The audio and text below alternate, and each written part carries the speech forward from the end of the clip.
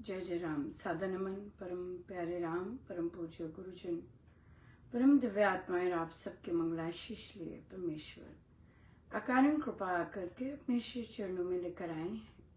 उनका बारंबार धन्यवाद, अनंत बार धन्यवाद। गुरुजनों की अकारण कृपा से वे हमें इस समय मन के रूपांतरण में लेकर आ रहे हैं। उनका अनंत बार धन्यवाद, बारंबार धन्यवाद, बारंबार धन्यवाद।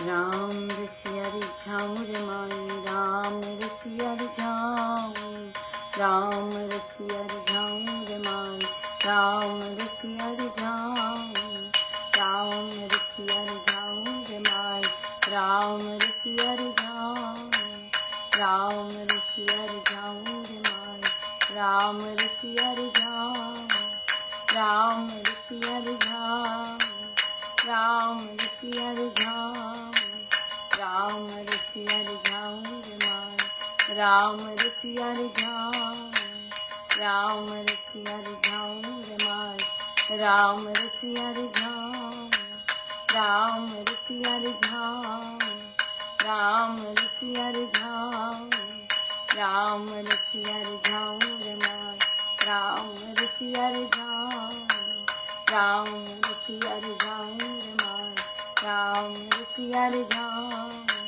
राम रसिया रिझाऊं, राम रसिया रिझाऊं, राम रसिया रिझाऊं रे माई, राम रसिया रिझाऊं, राम रसिया रिझाऊं रे माई, राम रसिया रिझाऊं, राम रसिया रिझाऊं, राम रसिया रिझाऊं, राम रसिया रिझाऊं रे माई, राम रसिया रिझाऊं।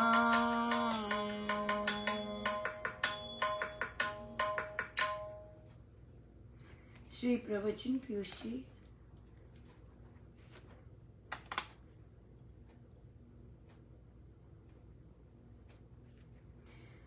पृष्ठ 174। वेदों में मानव तन। अथर्व वेद का एक मंत्र पढ़कर श्री महाराज जी बोले, मनुष्य का जो सिर है इसमें आत्मशक्ति का निवास है और ये सिर बड़ा उत्तम है। जो अविनाशी आत्मा का सिर है वे दिव्य शक्तियों का कोश है। इसमें केवल हड्डियां या नसें ही नहीं, वे तो हैं ही, पर ये तो दिव्य कोश, दिव्य शक्तियों का स्थान है। किसी युग में ये बात जानी गई कि यहाँ राम कृपा का अवतरण होता है, यहाँ कृपा निवास करती है। प्रकृति में जो चीज स्वयं बनती है वे सरल होती है। ये दिव्य कोश है और सरल है। मशीन जैसी जटिलता इसमें नहीं है। ये स्वभाव से सरल बना हुआ है। यह मनुष्य के मस्तक की एक प्रकार की प्रशंसा है। इसकी रचना के लिए क्या कहना। सिर अविनाशी आत्मा का सिर है, उसकी बात कर रहे हैं। मनुष्य के सिर में इसमें आत्मा शक्ति का निवास है और जो अविनाशी आत्मा का सिर है वह दिव्य शक्तियों का कोश है। अविनाशी आत्मा का सिर, ये हड्डियां नसें नहीं, वे तो हैं, पर ये तो दिव्य कोश है, दिव्य शक्तियों का स्थान है। इसी स्थान में राम कृपा अवतरण होता है। सो आत्मा का जो सिर है, इस महाराज बोल रहे हैं कि जो चीज अपने आप बनती है, अविनाशी होती है, राइट। प्रकृति में जो चीज स्वयं बनती है वह सरल होती है। सो आत्मा की बात कर रहे हैं, क्योंकि आत्मा के सिर की बात कर रहे हैं, तो वह स्वयं है, अपने आप है, उत्पन्न अपने आप आता है, तो इसलिए वो सरल है। आत्मा सरल है, स्वभाव से सरल बना हुआ है। सो मस्तक की प्रशंसा कर रहे हैं। या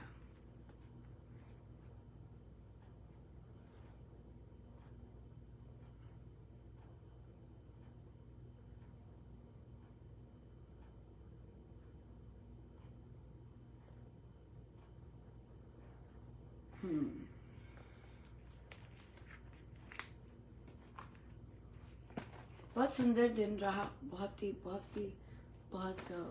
कृपामय दिन रहा, बड़ी कृपा रही गुरुजनों की।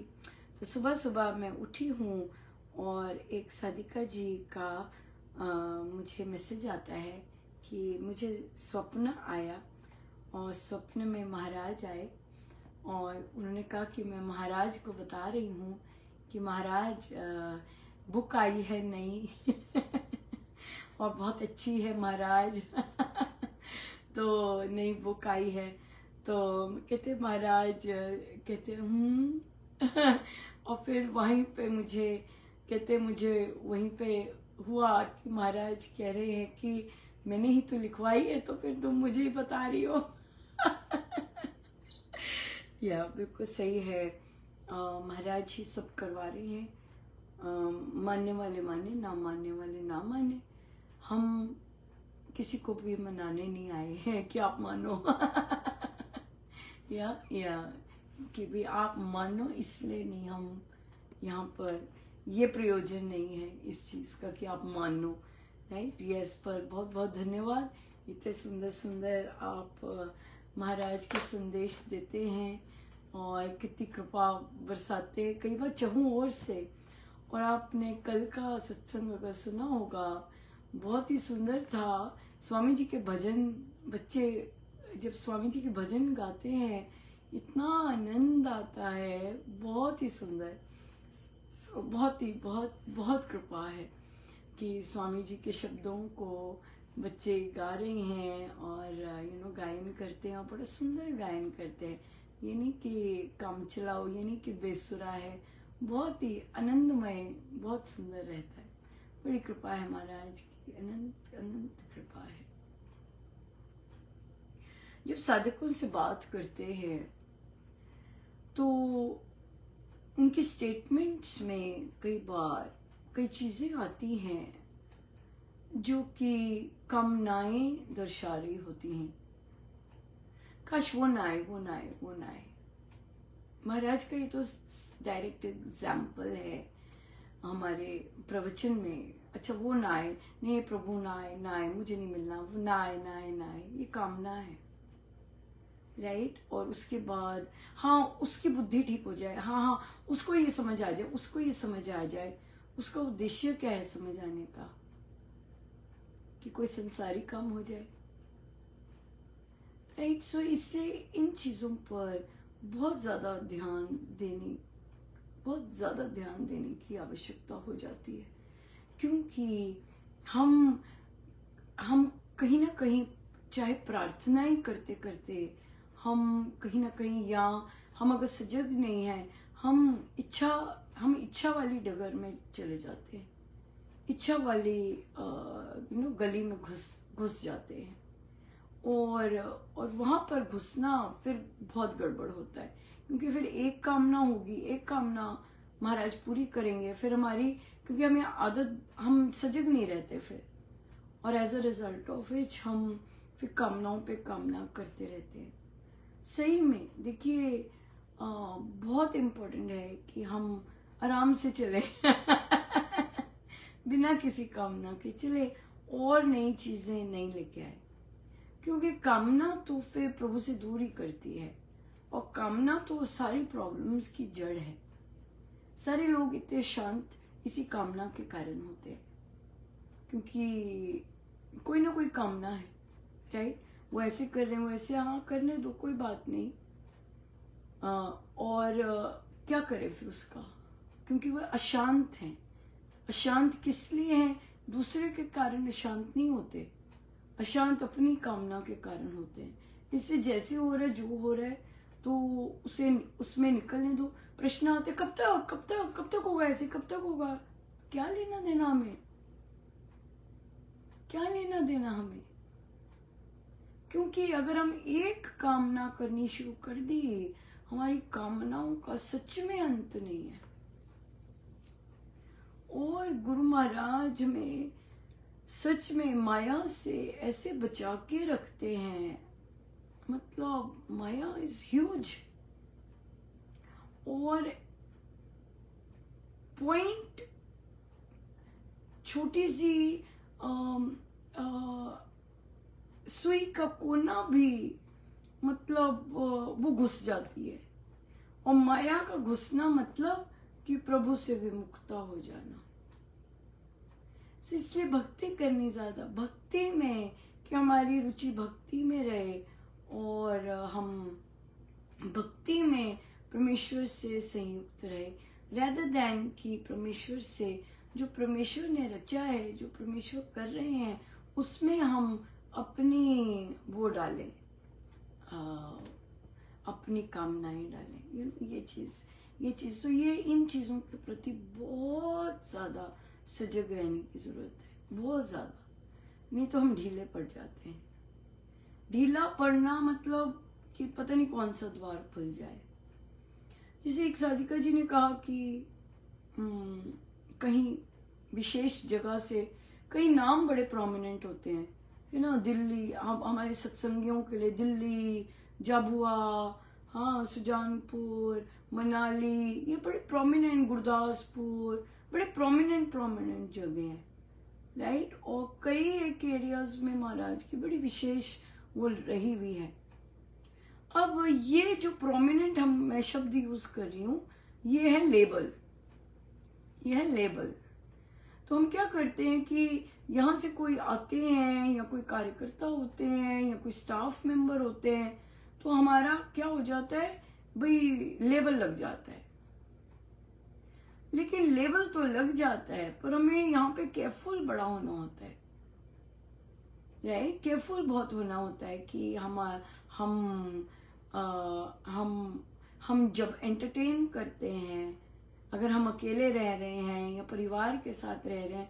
आपको याद होगा स्वामी जी महाराज एक बार किसी के घर गए उनसे मिलने, और वहां पे महिला अकेली थी। तो महाराज ने एक आध बात की, बस बाहर ही। फिर उन्होंने कहा कि मैं फिर आऊंगा जब परिवार होंगे। कहा था ना ये, यस। तो हमें यहाँ से सीखना चाहिए कि महाराज कैसे सदाचार का पालन, कितना संतों को भी करना पड़ता है। अकेले महिला है घर में, तो आप जाएं नहीं, बाहर मिलिए, मंदिर में मिलिए, सत्संग में मिलिए। और महिला को भी ध्यान रखना चाहिए कि सजग रहना चाहिए कि मैं अकेली हूँ, और मैं घर पे अगर इनवाइट कर रही हूँ तो मुझे कहना चाहिए कि नहीं, मंदिर आइए, मैं सत्संग के लिए निकल रही हूँ, मंदिर में मिलते हैं। वहां से आपको पता चलेगा कि अगला सबके सामने मिलना चाहता है कि नहीं। वहां आपको पता चलेगा कि अगला घर पे क्यों मिलना चाहता है, सबके सामने मंदिर में क्यों नहीं मिल सकता, जहां उसे सब देखेंगे, सबसे मिलके जाएं। हाँ, सो ये महिला को भी बड़ा सजग होना चाहिए। और मुझे बहुत खुशी है कि यंग बच्चे समझते हैं इस बात को, यंग बच्चे सजग होते हैं इस बात के प्रति। वेरी नाइस, मुझे बहुत अच्छा लगा, बहुत ही अच्छा लगा। सो बहुत बहुत धन्यवाद गुरुजनों का, अनंत बार धन्यवाद। Right. So moral of the story, label पे नहीं जाना। जहाँ मर्जी से साधक को, जाबुआ से, दिल्ली से, सुजानपुर से, हाँ, अमेरिका से या आइए सीधे होके बैठे।